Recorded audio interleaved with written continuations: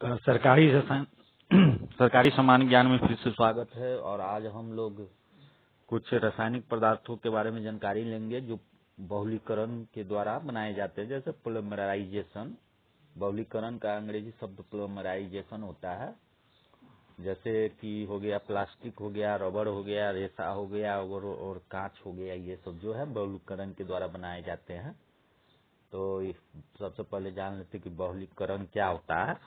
बहुलीकरण वह अभिक्रिया है जिसमें एक ही प्रकार के एक से अधिक अणु आपस में जुड़ के कई अणु भार वाले बड़ा अणु बनाते हैं। इसमें भाग लेने वाले अणुओं का एकलक मोनोमर व उत्पादक को बहुलक पॉलीमर कहते हैं। तो ये हो गया बहुलीकरण। अब इसमें कुछ पदार्थ सब इसके बारे में जान लेते हैं, जैसे रबड़ हो गया। तो ये जो है ना, भूमध्य सागर वाले सदाबहार वनों में पाए जाने वाला एक प्रकार के वृक्ष के दूध से प्राप्त होता है। इस दूध को लैटेक्स कहा जाता है। और अमेजन नदी के द्रोणी रबर के वृक्षों का मूल स्थान है। और कृत्रिम स्रोतों से प्राप्त रबर को संश्लेषित रबर कहा जाता है। इसके तहत Buna N, Buna S, Duprene rubber, neoprene rubber, Thiokol rubber और पॉलीस्टाइरीन आदि आते हैं। पॉलीस्टाइरीन का उपयोग बिजली के तारों में रोधी के रूप में किया जाता है, जबकि ड्यूप्रीन उष्णा एवं तैलीय पदार्थों के प्रभाव का प्रतिरोधी होता है। अतः इससे मोटर टायर बनाए जाते हैं। तो रबर दो प्रकार के होते हैं, प्राकृतिक रबर, नेचुरल रबर। यह जो है प्राकृतिक स्रोतों से प्राप्त होते हैं। और यह आइसोप्रीन का बहुलक है, जबकि संश्लिष्ट रबर, सिंथेटिक रबर, यह कृत्रिम स्रोतों से प्राप्त होता है या कृत्रिम रूप से बनाए जाते हैं। और इसका श्रेय मैथ्यूज एवं हैरिस को जाता है। जैसे Buna N rubber, Buna S rubber, polystyrene, Duprene rubber, neoprene rubber, Thiokol rubber, polyvinyl chloride आदि संश्लिष्ट रबर के उदाहरण हैं।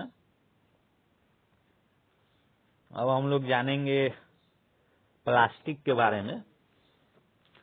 तो प्लास्टिक जो होता है, यह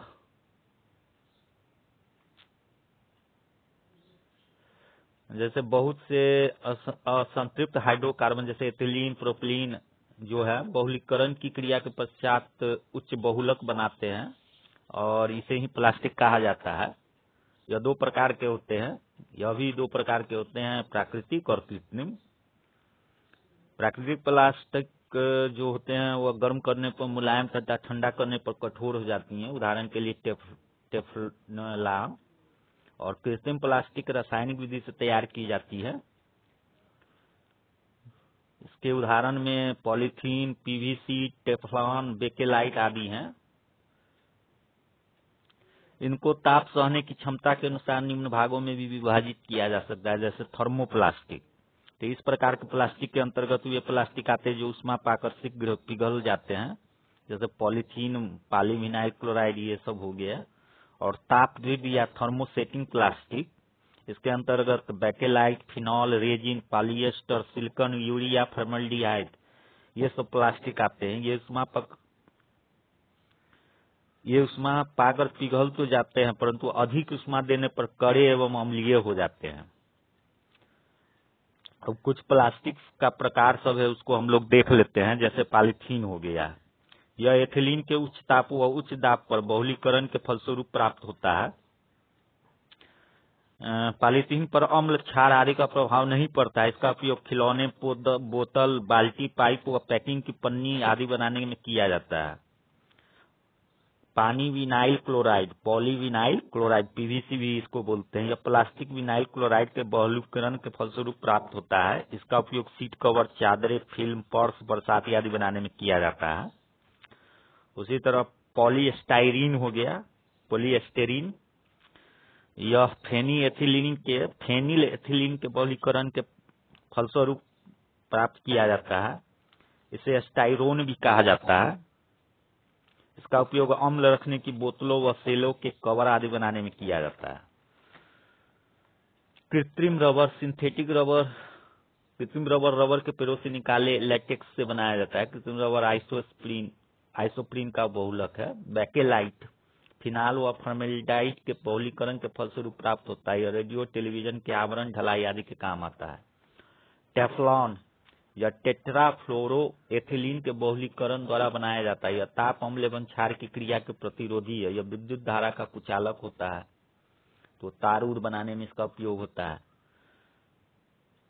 ताप एवं रासायनिक प्रतिरोध पदार्थ बनाने में टेफ्लॉन का उपयोग करते हैं। बर्तनों एवं सामानों को बिना चिपकाने वाला बनाने के लिए पंप, पैकिंग आदि में भी इसका उपयोग किया जाता है।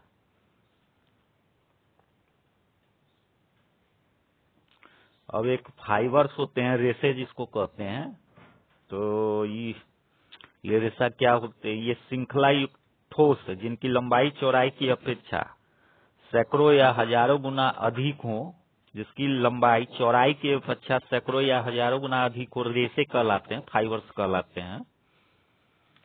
ये ठोस होते हैं और इनका जो लंबाई होता है चौड़ाई की अपेक्षा हजारों गुना अधिक होता है। तो ये संश्लिष्ट रेसे के बारे में हम लोग जानते हैं, सिंथेटिक फाइबर्स। संश्लिष्ट रेसे कई सरल अणुओं के संयोग से बने बहुलक, ये सभी पॉलीमर्स ही होते हैं। और कृत्रिम तरीकों से प्रयोगशाला में भी रेसों को बनाया जाता है और इन्हें संश्लिष्ट रेसा कहा जाता है। औद्योगिक स्तर पर सर्वप्रथम कृत्रिम रेसों का निर्माण 1885 ईस्वी में फ्रांस में सेलुलोस नाइट्रो का प्रयोग करके किया गया था। तो कुछ प्रमुख संश्लिष्ट रेसा सब है, उसको देख लेते हैं। जैसे रेयान हो गया, सेलुलोज से बने कृत्रिम रेशे को रेयान कहती है, सेलुलोज से बनता है। इसी तरह नायलॉन हो गया, यह एक पॉलीएमाइड रेशे का उदाहरण है जिसमें एमाइड समूह CONH2 प्रत्येक इकाई पर होता है तथा बार बार दोहराया जाता है। नायलॉन मानव द्वारा संश्लिष्ट किया गया पहला रेशा था। ये मनुष्य के द्वारा बनाया गया पहला रेशा भी है, यानी कृत्रिम रूप से।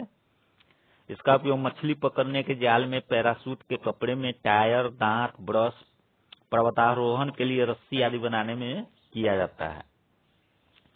पॉलिएस्टर, ये जो है हाइड्रोक्सिल तथा कार्बोक्सिलिक समूह के मध्य अभिक्रिया के परिणाम स्वरूप एस्टर समूह बनता है। इस रेशे में अनेक एस्टर समूह होते हैं, इसलिए इसे पॉलिएस्टर कहते हैं।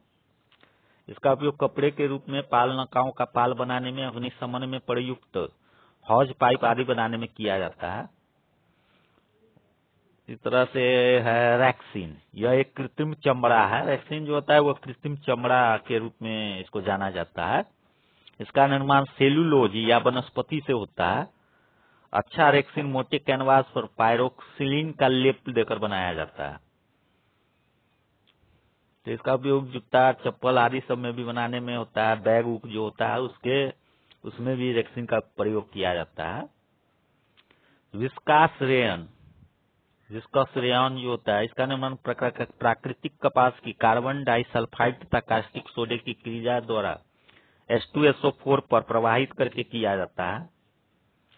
और एक हो गया टेरिलीन, यह एथिलीन ग्लाइकोल तथा टेरिथैलिक अम्ल की क्रिया से बनाया जाता है। यह एक पॉलिएस्टर है। यह डेक्रान के नाम से भी जाना जाता है। टेरिलीन को डेक्रान के नाम से भी जानते हैं। और इसके रेशे बहुत कम पानी सोखते हैं अतः जल्दी सूख जाते हैं। इसका उपयोग वस्त्र निर्माण में किया जाता है। टेरिलीन का वस्त्र बनता है। अब है कार्बन फाइबर। कार्बन परमाणुओं की लंबी श्रृंखला से बने होते हैं।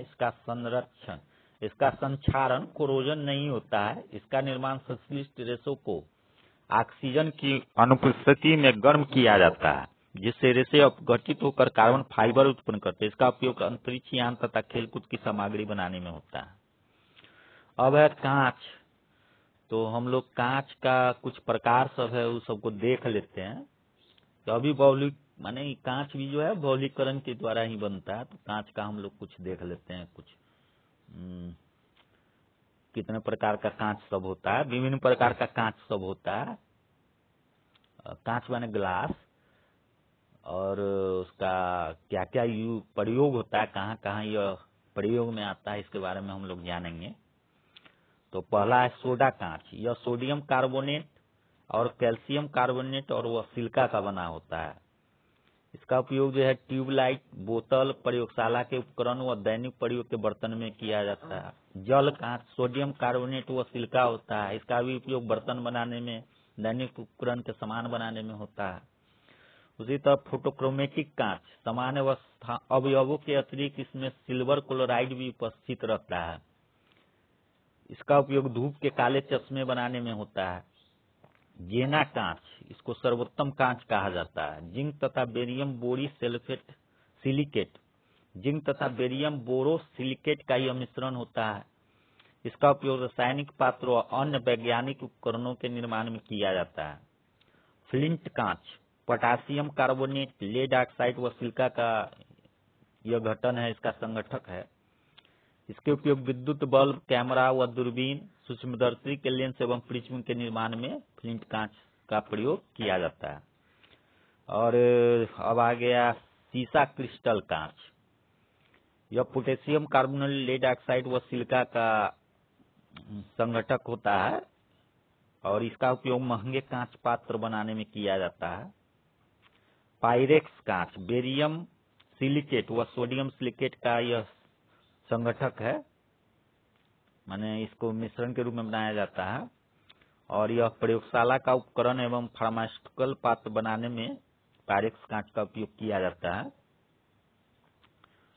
क्रूक्स कांच, यह सीरियम ऑक्साइड व सिलिका का बना होता है और यह धूप चश्मों के लेंस में इसका उपयोग किया जाता है। क्राउन कांच, पोटेशियम ऑक्साइड, बेरियम ऑक्साइड व सिलिका इसके संगठक हुए और यह चश्मों के लेंस में इसका प्रयोग किया जाता है। क्वार्ट्ज या सिलिका कांच, सिलिका को पिघलाकर प्राप्त किया जाता है क्वार्ट्ज कांच को, और यह पैराबैंगनी लंपों के निर्माण में रासायनिक अभिकर्मों को रखने वाले पात्र में इसका उपयोग किया जाता है। तो ये सब बहुलीकृत कुछ पदार्थ सब थे जिसके बारे में हम लोगों ने जानकारी लिया। मतलब कि बहुलीकरण से बना हुआ पदार्थ सब था, जैसे प्लास्टिक हो गया, रबर हो गया, फाइबर हो गया, ग्लास हो गया, और इस सब का प्रयोग जो है हमारे दैनिक जीवन में बहुत ही ज्यादा होता है। इसका यह बहुत ही उपयोगी पदार्थ सब है जो हमारे जीवन में उपयोग होते हैं और इसका प्रयोग बहुत ज्यादा होने लगा है आजकल। तो इस सब के बारे में हम लोगों ने जानकारी लिया एक समान ज्ञान के रूप में। तो इसी के साथ आज का जो हमारा विषय वस्तु है इसको यहीं पर विराम देते हैं और फिर अगले वर्ग में, अगले कक्षा में हम लोग एक नए विषय के साथ उपस्थित होंगे। तब तक के लिए धन्यवाद, अलविदा, जय हिंद।